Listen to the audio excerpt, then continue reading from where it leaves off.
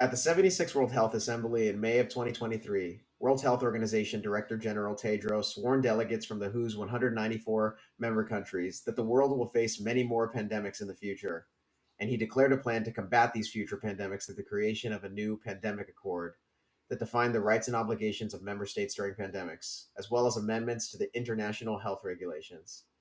While the stated goal of these conventions is to better prepare the global population against viral emergencies, our guest, Dr. Amrei Müller, an assistant professor at University of Dublin Sutherland School of Law and co-director of the Global Health Responsibility Agency, has done extensive research into these documents that reveal huge human rights abuses, as well as an ulterior agenda almost no one in the human rights community has dared to take on. Hi, Amrei. Thanks for coming on Journalists for Sale today. Thank you very much for the invitation. I'm looking forward to our conversation. Me too. So we've talked a lot in private about these two treaties or conventions or whatever you want to call them. So I kind of just wanted to get into the basics today. So if you Okay. can start off by telling us, what are the international health regulations? What are these amendments that are being proposed by member states of the World Health Organization and are being set to be voted on at the upcoming World Health Assembly, as well as what's going on with the new uh, WHO CA Plus treaty. Because much of the discussion around these documents that's taken place, I mean, there hasn't been much discussion at all, but almost all of the discussion that's taken place has been around this angle of, is it promoting greater health equity during pandemics? Essentially, will member states, despite how rich they are, get equal access to these pandemic medical products. But you've looked at these conventions from a much different perspective than that. So, what's the real agenda behind these documents? And if you have any opinions, why do you think that your colleagues are not discussing it? Okay. So first of all, let's get into the basics about these two processes that are going on at the WHO, because it's kind of important to understand that this is two parallel processes, and the relationship between those two, even though it's kind of less than 3 weeks before the start of the 77th Health Assembly, at which these two instruments should be adopted. So it's still not clear how they should relate to each other. But let's start from the beginning. So it was pretty early on during the COVID pandemic. I think it was early 2021 when there were the first calls. They came first of all from the European Union, but then also from the WHO Director General, and then from the G7, that one would need to reform the legal framework for pandemic preparedness and response, in order to be better prepared next time when there would be another pandemic. And then there were officially decisions were taken during, I think, a special session of the World Health Assembly in December 2021, and then in May 2022 to reform that legal framework. And so the first decision that was made was to negotiate a treaty on pandemic preparedness and response. And the second decision that was made was to thoroughly revise the so-called international health regulations. These international health regulations is an old treaty. It has been revised in 2005 pretty extensively, and it has been enforced since then. And it regulates pandemic and preparedness and response activities at the global level already. So the member states of the WHO have been negotiating both these amendments to the international health regulations and the new treaty since, I think, approximately the beginning of 2022. And so they are still negotiating the final versions, and they are to be adopted at the upcoming 77th World Health Assembly, which will start on the 27th of May. So this is the brief background of these two instruments. Now, concerning this medical equity question. This is indeed it is used as one of the arguments to justify these reforms and to promote them. And to understand this argument, it might be helpful to look a little bit into the reasons that the WHO is actually giving for these reforms, or why they should be pursued. And so it's I mean, there are several reasons, but the main reason is really that the WHO argues that the global response to COVID was a failure. I would actually agree with the WHO on that point, but I would very much disagree with the reasons that the WHO is giving for that failure. So the WHO primarily argues that the reasons why we didn't end the COVID pandemic much faster was because the countermeasures that the WHO was recommended to take, recommended to all states to take to address COVID, they were not implemented quickly enough and not rigorously enough. So, for example, that led then to a situation that COVID spread from China over the entire world, and we had the overwhelmed health systems in many countries, and many people were killed. And now, after the COVID pandemic is over, we still have to cope with these long COVID cases. And then it also argues that the spread of that of what the WHO regards as medical mis and disinformation about COVID was not kind of combated fast enough. And then that led to mistrust in health authorities, and then non-compliance with public health and social measures, and also promoted vaccine hesitancy, and that also contributed to the spread of COVID. And then another reason that the WHO gives for the reforms is also that that during the COVID pandemic, many lives could have been saved. In addition, if we would have developed these vaccines even faster, so that would mean that we could have ended the lockdowns faster. And then also that we would have needed to grant these emergency authorizations to these vaccines faster, and then distribute them and administer them faster to each and every person on this planet. And these arguments then often go also hand in hand with the argument that if the international community would have been driven by solidarity and equity, so this is the equity argument, then the vaccines would have been distributed much more equally, much more quickly around the world, and the health emergency could have ended faster. So this is the argument for medical equity that is driving this reform, and to justify the new treaty and the amendments. And of course, it speaks to the compassion of many human beings. Also, because many are, of course, convinced that the only way out of a pandemic is really that you have vaccines as quickly as possible. That can, of course, be questioned about that approach, but so then it is taken as another example of the global inequities that we have, that people in low-income countries have less chance to access these vaccines than the people in high-income countries. Right. Okay. And you've detailed, along with your colleague, Dr. Sylvia Berendt, that the purported agenda of these things seems to be, like you just said, this equality argument. But when you actually look at the nitty-gritty details of these conventions, it becomes clear that there's a much more surveillance-based, national security-based agenda here. And you guys have gone into how this is called the Global Health Security Doctrine. And it has some interesting origins. It's became most prominent, I think, as you noted, after 9/11 and the anthrax attacks.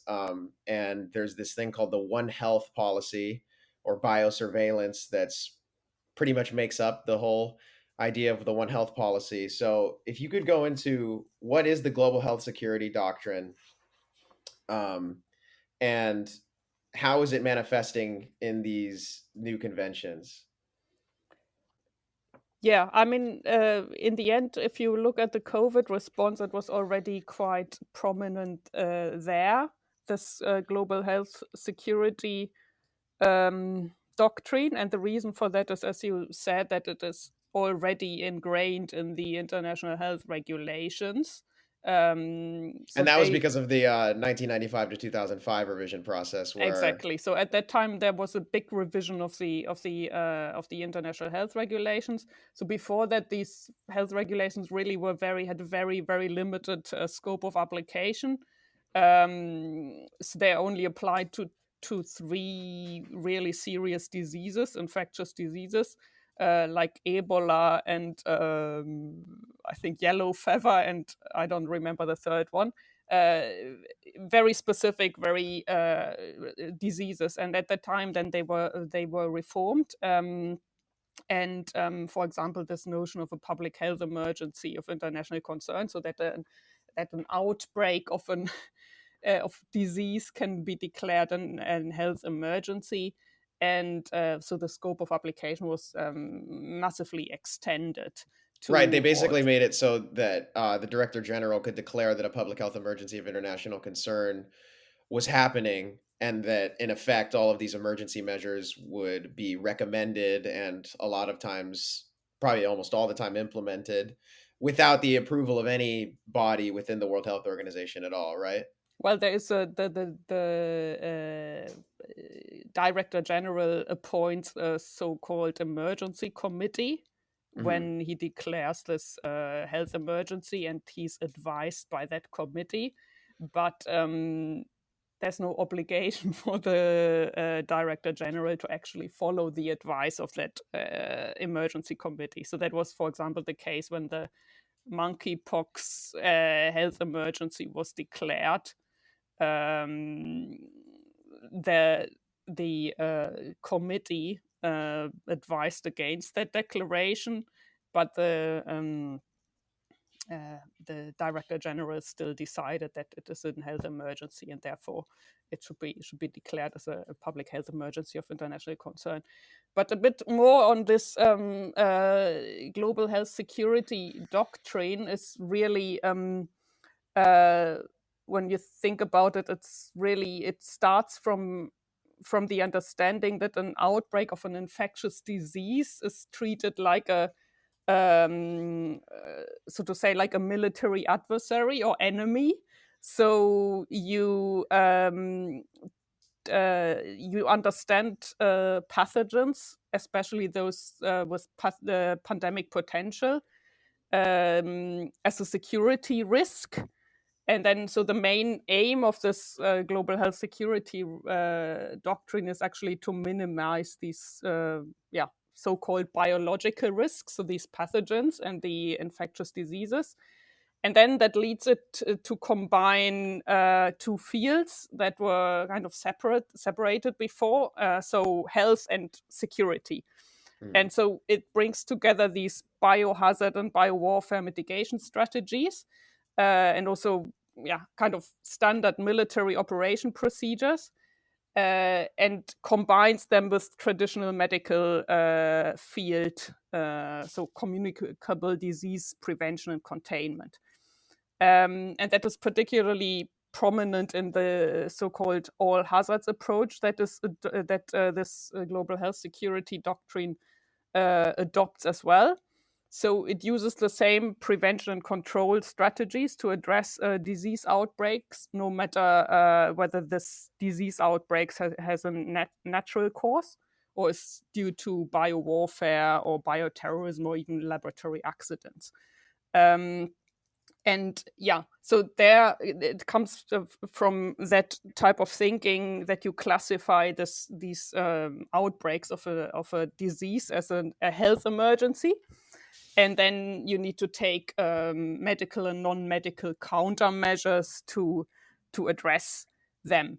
And so you have specific countermeasures that are preferred by this global health security doctrine, and that is, for example, curfews or mass quarantine, which is nowadays called lockdown, or you can have also this mass testing, contact tracing, and risk communication, which is information control in the end. And then when it comes to the medical countermeasures, the preferred countermeasures are is the fast track development of emergency licensed therapeutics and also vaccines, and actually vaccines in particular, which is quite interesting. And that again becomes understandable from the fact that it comes from the biowarfare context as well. So I'm really not an expert in biowarfare, but what I've been reading recently is really that this rapid mass vaccination is considered one of the most effective medical countermeasures if you have a bioweapons attack, because it's kind of assumed that there's no effective medical treatment for the health damage that is done by these bioweapons. Which is kind of interesting to note, because we're now being told that these viruses that are apparently resulting from zoonotic origins, like the official narrative of COVID, and now the One Health policy is also mandating that there's all this surveillance that takes place between the human animal level. So basically the implication is there we want to be on top of any viruses that emerge zoonotically. We're being told that we need to respond in the exact same to those potential pandemic viruses in the exact same way that we were advised to respond previously to bioweapons, which would be the result of gain of function research, right? Exactly, but this is the all hazards approach. So no matter where the disease comes from, you always have the same response. So even if it's natural outbreak, you still respond to it in the way as you would as if it were a bioweapon. And the other interesting thing is concerning this global health security doctrine, and especially the focus on vaccines, is also that if you have bioweapons research, that usually goes hand in hand with vaccine research. And the reason for that is that you want to prevent these so-called blowbacks when you really engage in biowarfare. So in order to prevent that, the bioweapons that you might deploy harm your own troops or even your own civilian population, you would need to have vaccines first, or together with these bioweapons, to use them together with these bioweapons. And then, as you observed, it's then transposed through the global health security doctrine to all sorts of pandemic prevention and preparedness activities, including those that occur naturally. So that's where it comes from. And it always goes, well, on the WHO websites, you'll find a lot of talk about this health security agenda as well, and also in domestic documents at the European Union level. So and this doctrine, if you read through these draft treaties and the draft amendments to the IHR, so the International Health Regulations, you see that this global health security doctrine also dominates many of these proposed amendments and the reforms in general. So I could give you some examples if that's helpful. Yeah, go ahead. Okay, so the first one we already touched on, it is the declaration of this public health emergency of international concern. So the Director General of the WHO, he already under the current IHR can declare this public health emergency when there's an unusual outbreak of an infectious disease somewhere. And there's allegedly a risk that it will have international consequences or spread internationally. And then once the Director General has declared this public health emergency of international concern, or in short, fake, it then has numerous legal and practical consequences. And now, under the discussed amendments of the IHR, there is now the aim to extend the powers of the Director General to actually declare these fakes. So, for example, one of the amendments now suggests that they should also be able to declare something that is now called an, what is it, early action alert. So this is somehow a situation that is not fake yet, but could become one. And then there's another suggestion where the Director General should also be able to declare a pandemic emergency, which seems to be something like a super fake or very grave fake. It's unclear from the amendments what exactly the legal consequences would be from these if you declare an early action alert, and what the legal consequences are from from declaring a pandemic emergency. But what is clear is that if you extend the situations that can qualify as a fake, then of course also the legal consequences that follow from that, or the practical consequences, that increases too. So that apply after that declaration has been made.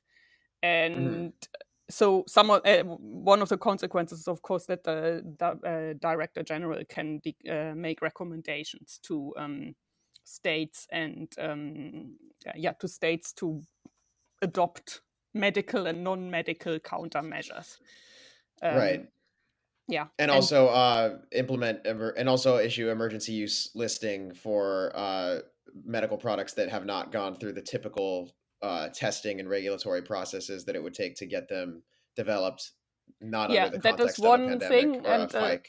yes, that is one thing. But before that, we could also note that, for example, now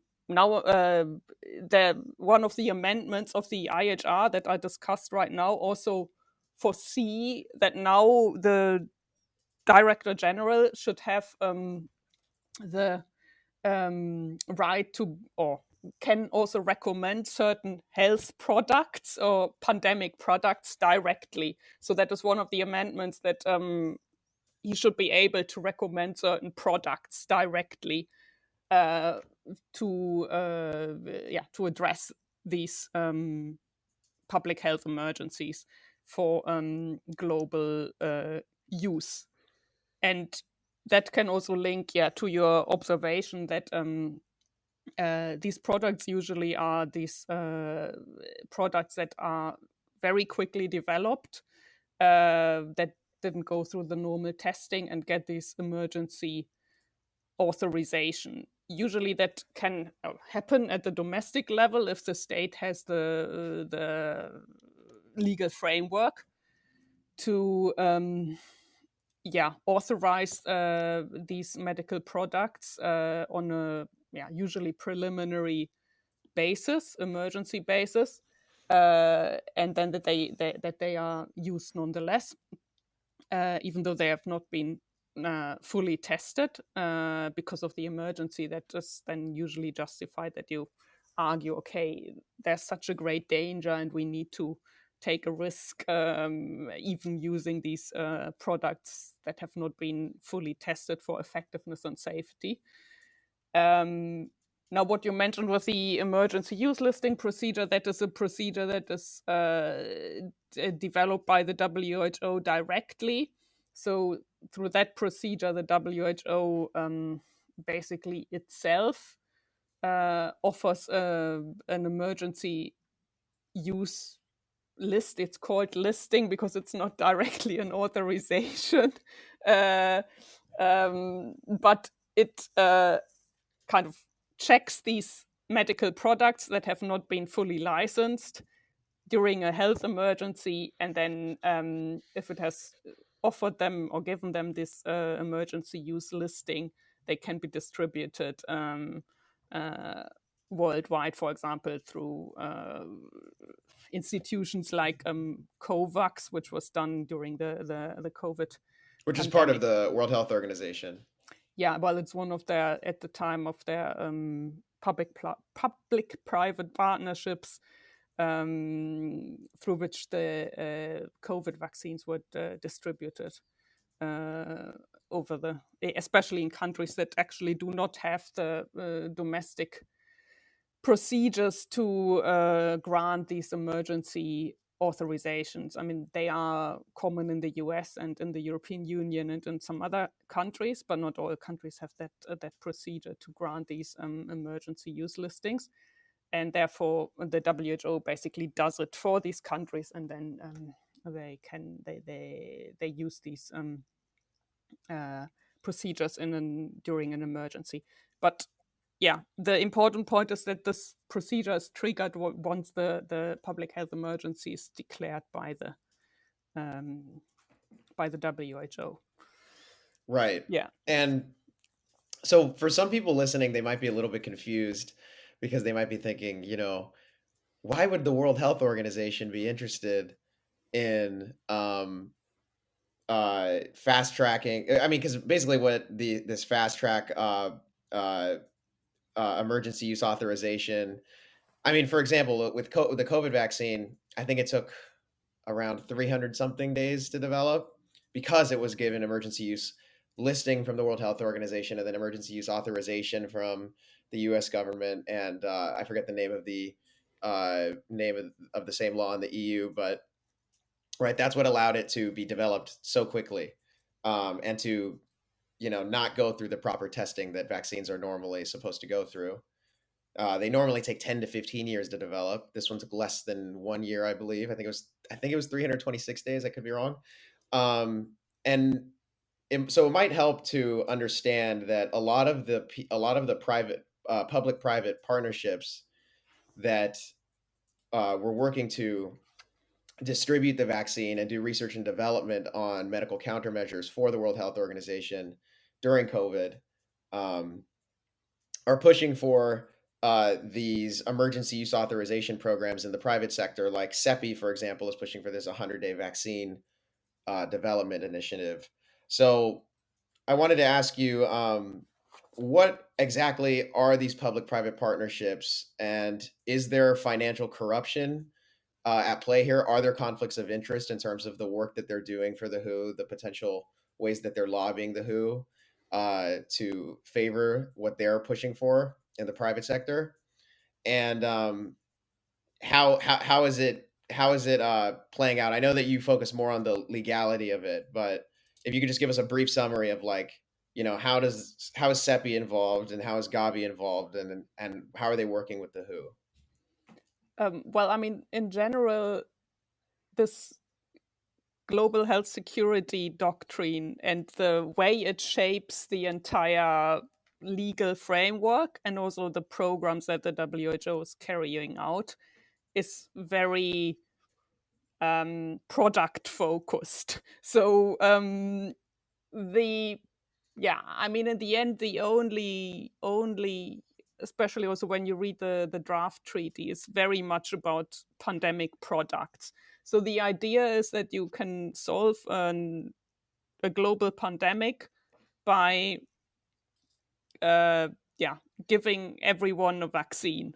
on the entire globe. I mean, we saw it during the COVID pandemic.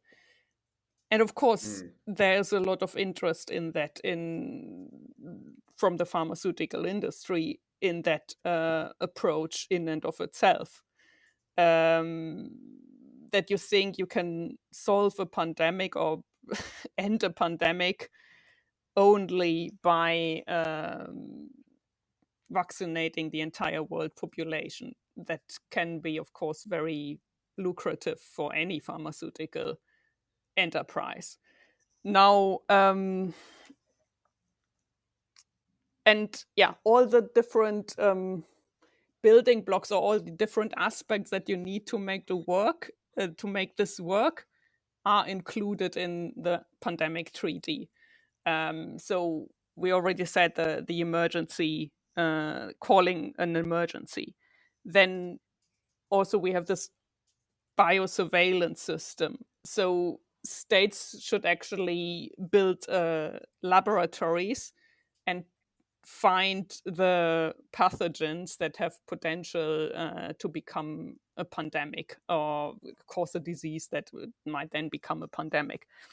And of course, for the pharmaceutical industry, it's interesting to have access to these pathogens and then do research and development, which is also very much promoted by the treaty. So Right, the treaties actually mandate that the states have programs to basically do constant research and development exactly, on those vaccines. I mean, sorry, on those pathogens that they're surveilling. yeah. So that feeds all into that. So the treaty basically obliges states to build capacities to do research and development on these pathogens with pandemic potential. They should also build their capacities to carry out clinical trials pretty quickly.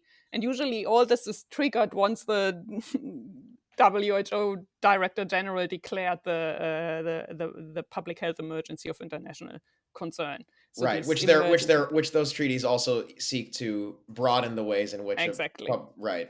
Yeah. So that and then of course also we mentioned the emergency use authorization that is also pushed by the treaty. So actually, at the domestic level, states should adopt develop a regulatory framework that allows them to permit these emergency use authorizations of these investigational medical products during a fake. So that is another part of it. And also the rapid distribution and production, first production and then distribution of these products. So there are also treaty provisions and also amendments to the international health regulations that oblige states to increase their production capacities, for example, for these pandemic products. Again, that can be recommended by the WHO Director General as a countermeasure against the fake, so to say, or the pandemic. Then the distribution should also be kind of promoted and organized by the WHO. Now, how are these public-private partnerships involved in that? So there's various ways. So I think the most straightforward one is probably CEPI, which is the they are primarily involved in this research and development. So this is the Coalition of Epidemic Preparedness and Innovation, the CEPI. It's a public-private partnership, and they, on their website, they announce that they want to develop or work towards developing a vaccine within 100 days in the future. So there's a lot of funding going into pandemic preparedness and response activities these days. And the WHO also has other programs through which it promotes research and development on these pandemic pathogens with pandemic potential. And much of that goes through CEPI. So I can only imagine that there's a lot of this funding that goes into pandemic preparedness and response, in particular into research and development, will go through CEPI, and through CEPI then be distributed to various pharmaceutical companies and research institutes. Right. Yeah, I mean, there's other ways in which these public-private partnerships or private actors are involved in the WHO. For example, if you just look at the budget of the WHO, it's clear that private funders have considerable influence over that budget. So it's only 20% of the WHO budget is made up from regular contribution of the member states. And so this 20% of the budget that the WHO can actually decide what it does with it. But all the rest of it, so 80%, comes from it may also come from states, but it also comes from private funders, from international organizations, or from Gavi or Bill and Melinda Gates Foundation, also the Wellcome Trust. There's also some direct contribution from pharmaceutical companies, even though it's rather small if you compare with the funding that comes from the Bill and Melinda Gates Foundation. So the funding that comes from there, that 80% compared to that 20%, that funding, the people that donate, or the entities, the institutions that donate that money, have a little bit more say in terms of what the WHO actually does with that money, is what you're Yeah, saying too, exactly. right? So these 80% is earmarked usually. So it's given to specific projects. Yeah, I mean, it would be interesting to make a detailed analysis of where the money goes. Yeah, but it's clear that, like, for example, over the last 10 years, there was the emergency preparedness program or pandemic preparedness program, health emergencies. Yeah, has got much more funding than ever before, and now there's a lot of debate of where you get more money into the system through the World Bank, some sort of pandemic fund they tried to set up at the World Bank.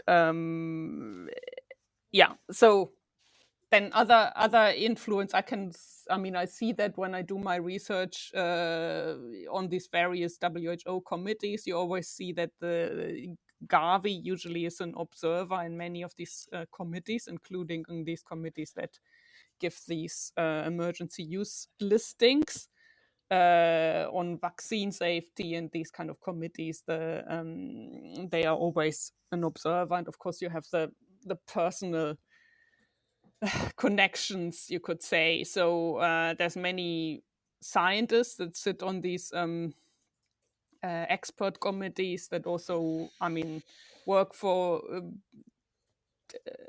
the Bill and Melinda Gates Foundation sometime before, or their research is at some universities or any other institutions they work might be funded by the Bill and Melinda Gates Foundation or by the pharmaceutical industry directly.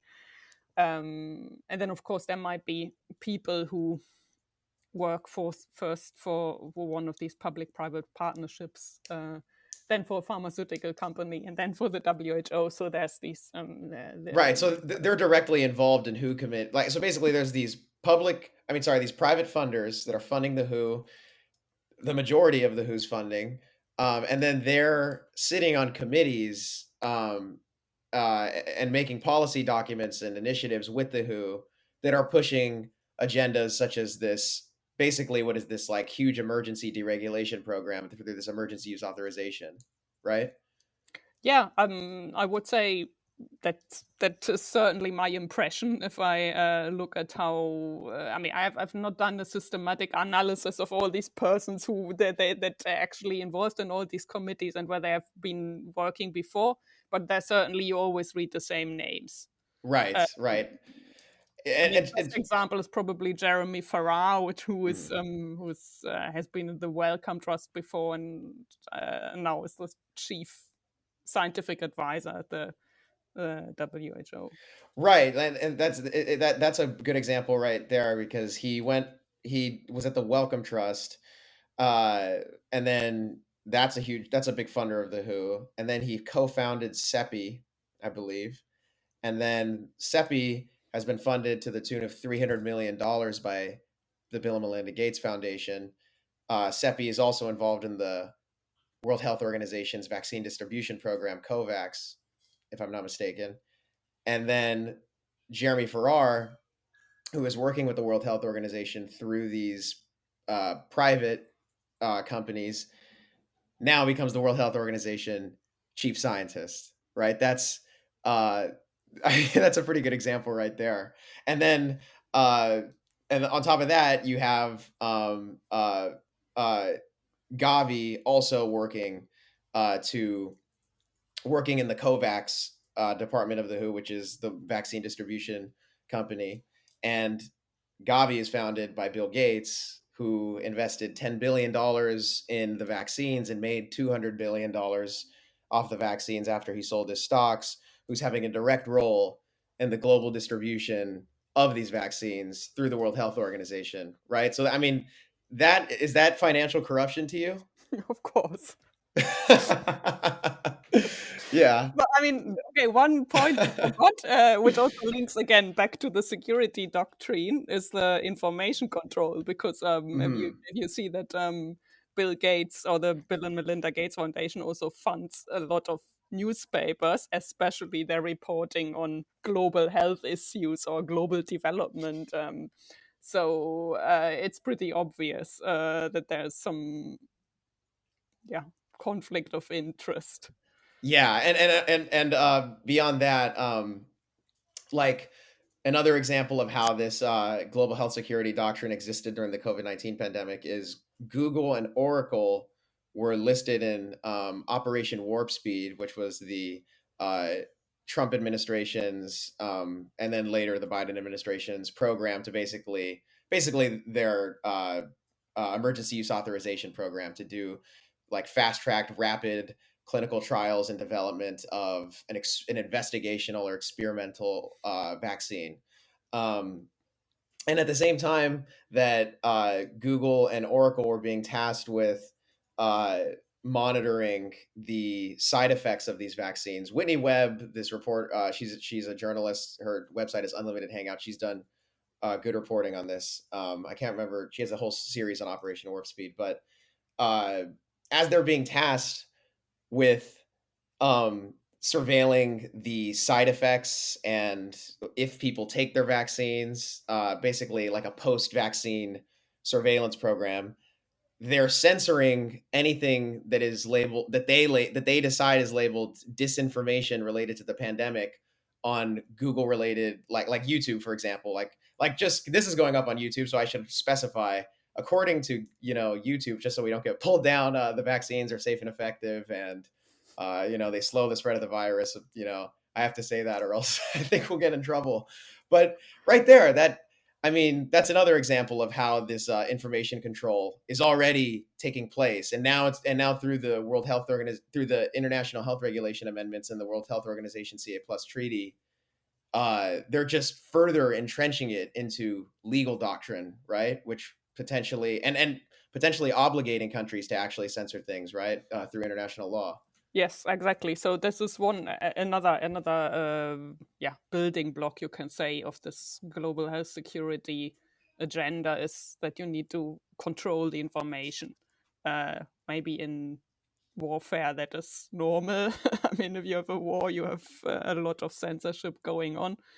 Um, so again, it's kind of transported to the disease control then. And yeah, you have provisions in the draft provisions in the treaty and also under the IHR amendments that states should ensure that alleged medical mis and disinformation is removed or censored during the health emergency that has been declared by the WHO and his emergency committee.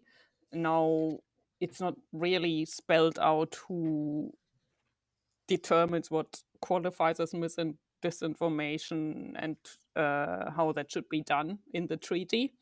But again, it has been done during the COVID pandemic, and you gave an example, and the WHO certainly has been involved in that quite directly, because it has this program on its website. You can find it there. It's called Infodemic Management Program,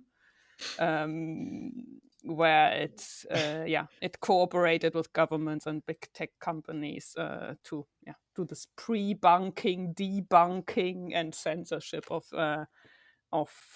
anything that it regarded as mis or false information. And usually that was information that or opinion that questioned the medical or non-medical countermeasures that the Right. WHO recommended in response to that COVID emergency. And so, there are draft provisions, though I must say that in the recent version of the treaty, it has been toned down.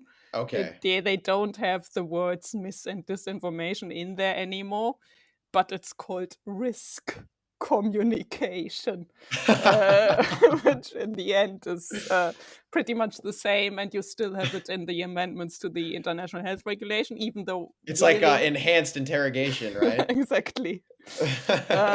So it's even in the amendments to the IHR, it's kind of hidden because these amendments have an annex which spell out certain so-called core capacities of states that they should build. So this is, for example, the surveillance system, or they should build core capacities to have, I don't know, do pandemic preparedness tabletop exercises and these kind of things. These are core capacities that are spelled out in an annex to the international health regulations, and one of the additions that should be now added is this infodemic management or risk communication capacities that states should also build. So it's kind of disappeared a little bit because, of course, there was quite a lot of criticism from certain critical civil society organizations and people. And I think Right. to some extent that is why they toned it down a little bit, which they did also with some other provisions, like with the genetic sequencing capacities that states should build, and so it has been toned down a little bit. Still, we don't know. I mean, if it's adopted and it's implemented, then you don't really know what comes out of it. Right. And just to be clear, the genetic sequencing stuff seems to have been toned down, not because of any concern, not because of the WHO taking criticisms from people like you, from experts like you, and saying, oh, this is a little bit, invasive, but instead because there's this debate that's being had where the larger countries are saying, we need to be able to basically have patents on these investigational drugs that in this One Health surveillance system, the poorer countries would be providing data for through their own biomedical surveillance systems, and then those countries want better access to them. And just one like, so I don't know. Okay, so I haven't read the latest version of the HUCA Plus treaty, so you can tell me potentially if this is still in it. But just here's one quote which I think like really shows how egregious a lot of the infodemic stuff is. The HUCA Plus treaty requires member states research and develop policy that will, quote, hinder adherence to public health and social measures, confidence and uptake of vaccines, use of appropriate therapeutics, and trust in science and government institutions, which sounds pretty Orwellian to me. And do you think that this toning down of the language is potentially more dangerous, because now you have this kind of I mean, before, if you read it, it's like there's kind of like that passage I just read, there's a lot of stuff that sounds bad like that, and now you're saying presumably a lot of that stuff has been taken out or toned down. But now, is that kind of allowing it to potentially slip through the cracks easier, to kind of go unnoticed by people that might otherwise notice these things? Well, I mean, potentially, yeah, maybe, okay, those who really read it very superficially, for them it's like if you really just look for the word disinformation in the treaty, you will not find it anymore. But the sentence that you just read is pretty much still in it. Oh, So that you great. should conduct research. It says now that parties shall conduct research to inform policies on factors that hinder or strengthen adherence to public health and social measures in a pandemic, and trust in science and public health institution authorities and agencies.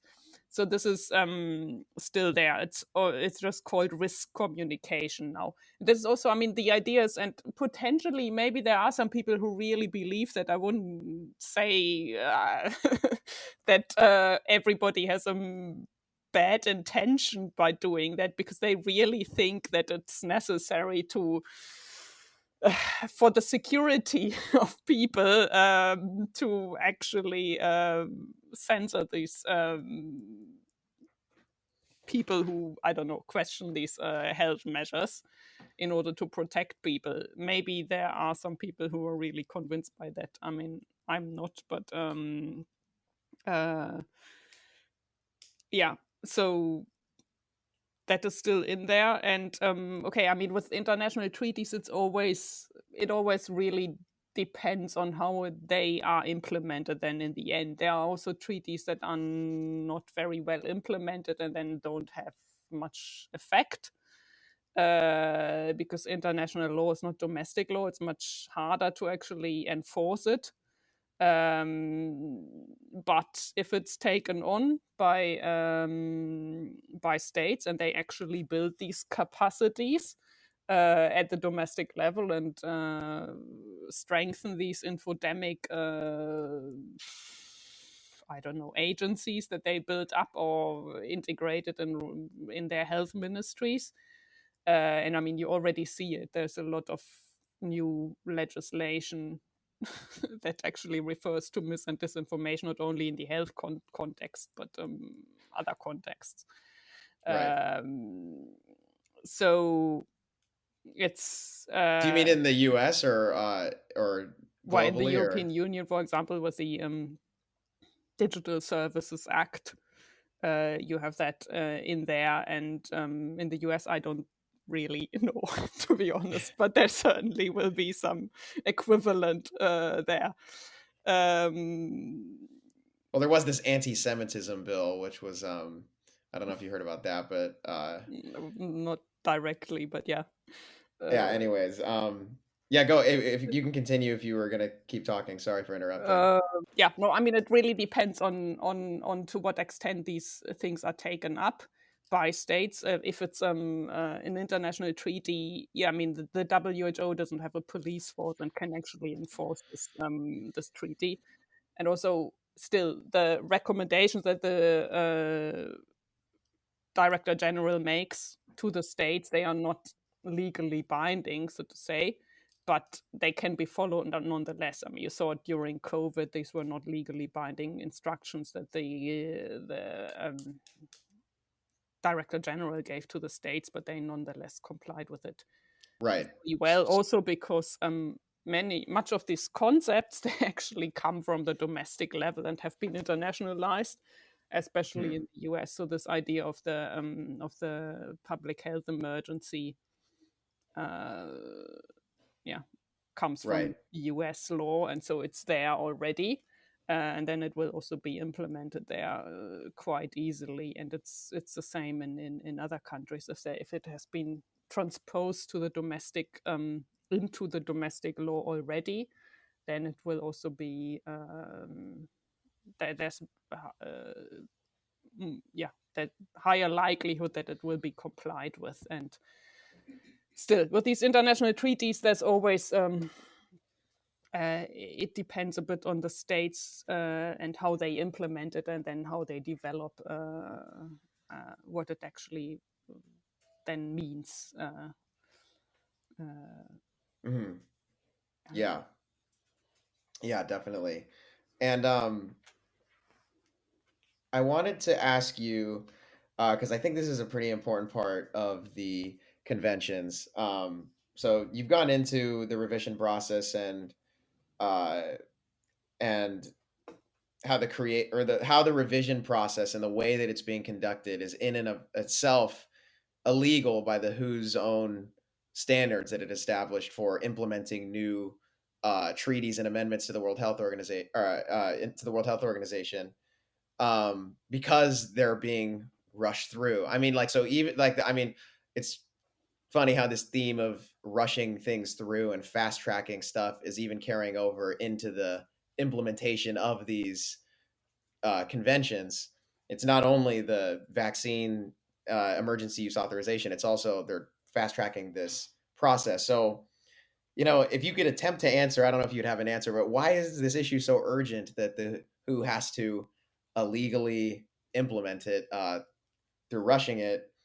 And who's what and how is this, just practically speaking, like how is it being rushed through, and who's kind of leading that charge? I understand that the US is kind of influential in that way. Well, I mean, in terms of, did you mean in terms of illegal, the process is this with the 4 months that you need to actually Yes. say that is a provision of the current international health regulations. So it's Article 55, paragraph 2, which says that if you want to amend the international health regulations, you need to follow a specific process. So all the amendments to that the states should adopt at the World Health Assembly should be given to the states 4 months before the Health Assembly. And the idea behind is quite reasonable, because states need to check, okay, what do we agree on if we adopt these amendments. And they have to check, for example, what that means for their domestic legal system. Do they need to build new institutions? Do they need to make changes to their domestic law? Do they need to allocate resources to actually finance the implementation of certain amendments, which actually, if these amendments to the international health regulations are adopted, could mean that certain states need to make quite a lot of big shifts in the allocation of their health budget towards pandemic preparedness and response to actually build this surveillance system. So that is the idea behind this 4 month rule, that the states can actually check also with their parliaments, because I mean, in the World Health Assembly, it's usually the executive that is represented there. So if they need to, under their internal domestic legal system, need to involve the parliament, they could, that would be the chance within these 4 months to do that. But the working group that works on the amendments to the international health regulations decided that it will not stick to this 4 months rule, and it's actually still negotiating these amendments right now. So they do not comply with that rule. So now, why do they want to push it so quickly through? I think they really want to exploit this post-COVID moment to push it through. I think they are probably rightly so a bit afraid that governments will lose interest in the pandemic preparedness and response agenda, because there's so many crises going on. So then it's war, then it's climate change, then it's I don't know what. So that is, I think, one thing they are afraid of. And then, of course, there's also more criticism now of what has actually happened during COVID. More questions are asked. To what extent were these measures really effective? What were the broader consequences of these medical and non-medical countermeasures that the WHO recommended? There has never been a really serious, thorough, independent evaluation of these COVID measures. And as I said in the beginning, it's always made the argument that you need more of what we did during COVID and not less, in order to have a better outcome next time. But that it could be the opposite. Maybe if you would have a proper investigation, that would actually be the outcome. So I think they are probably a bit worried that if the demands become louder to actually conduct such an investigation, and maybe in some states it's actually done at the domestic level, though not really yet. So I think that is another reason why they try to push it quite quickly. And then also potentially political changes, especially in the US. Who knows if Mr. Trump is re-elected and decides to defund the WHO once more, or I don't know, even leave it. You never know. Then it's probably unlikely that the pandemic treaty and the amendments will be adopted. Right. So I think Is that Trump saying that he's going to leave the World Health Organization? I don't know, but he did. I mean, he did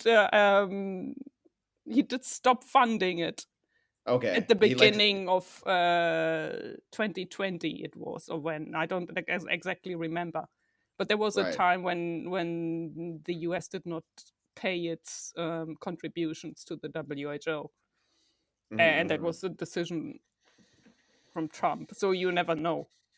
Okay. Um, uh, and again, I think really they want to exploit this post-COVID COVID moment, because I think the longer you wait, the less likely it is that it will go through.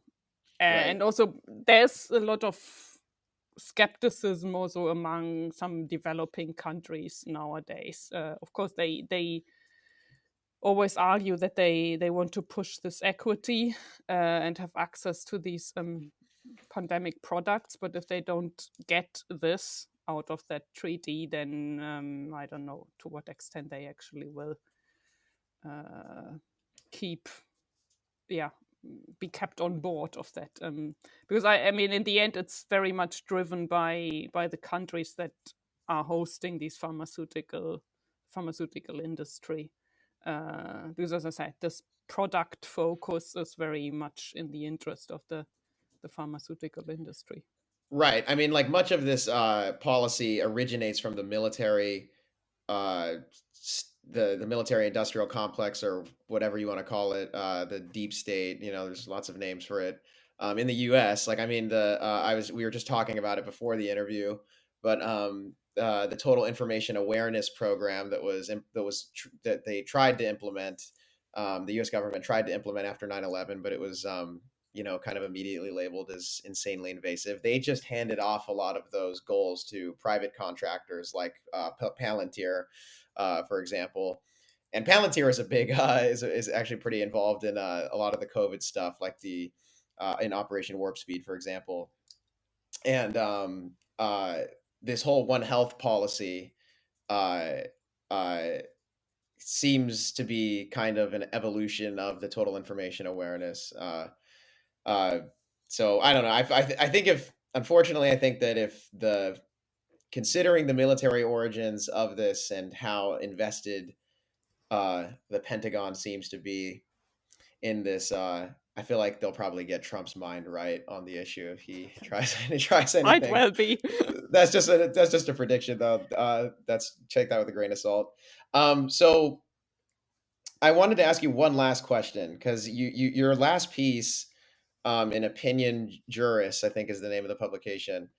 Um, you and Dr. Sylvia Berendt, you guys explained how these documents incentivize gain of function research through this research and development aspect of the One Health policy. So again, for people that are listening that are digesting all of this for the first time, it goes: we're going to make it easier to declare a pandemic. We're going to perform constant surveillance in preparation of pandemics or fakes, public health emergencies of international concern, so that we can develop medical countermeasures in advance to fight these pathogens if they do turn into pandemics, which sounds like they're saying we're going to do gain of function research, right? So if you could explain how these documents, some of the provisions that incentivize gain of function research. Yeah, but I think in the end you already said it. So if it's if you increase, or I mean if you oblige states to build these surveillance systems, so you find more pathogens with a potential pandemic potential in the first place. So if you search for these pathogens, you will find some, especially when you follow this One Health approach and also search for these pathogens at the interface of environment, animal, and human interface. So, so you will find potentially more of these viruses with a pandemic potential. And then the other obligation that states have is to build these research and development capacities. So that means that you will have more research on these pathogens with pandemic potential. And now the problem is that some, at least, of this research with these pathogens falls into this gain of function category. And so gain of function, just to say what it means, is really that the scientists use a variety of techniques to make these viruses more pathogenic. So to increase the severeness of the illness that they cause, or that they make them more transmissible. And the common justification for that is that you should get ahead of nature and then predict the pandemic threats, and then develop also a vaccine against these threats. Now, the problem is that it's, of course, very dangerous, this type of gain of function research, and that has also been recognized by concerned scientists for quite a long time. And so the first danger is that if you have these bioengineered viruses, that they can escape from the laboratories.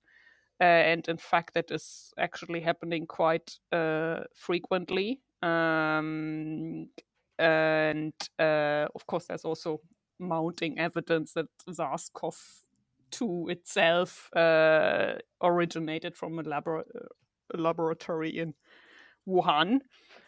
And then the second problem is that this gain of function research also falls into this dual category of dual use research. So that means that you can also turn ordinary viruses or bacteria, because gain of function research also done with bacteria, into biological weapons.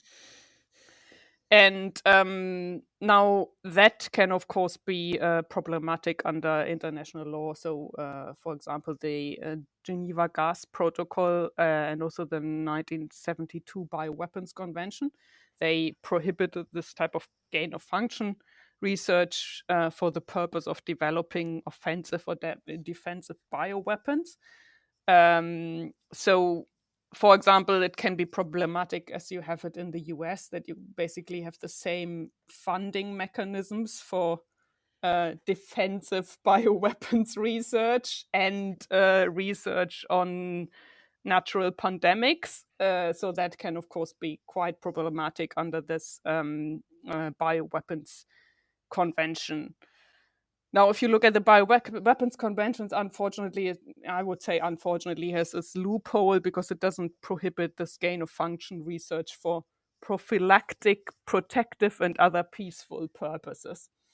So It's very difficult to control, because you can always make the argument it's for prophylactic, protective, or peaceful purposes, this type of research. So then you would have to, like, in order for anyone to get in trouble for doing gain of function research, you would have to be able to prove intention, like, of the whole program, basically, that it's an offensive bioweapon or defensive thing. I mean, okay, or defensive. It's difficult to a weapon is a weapon.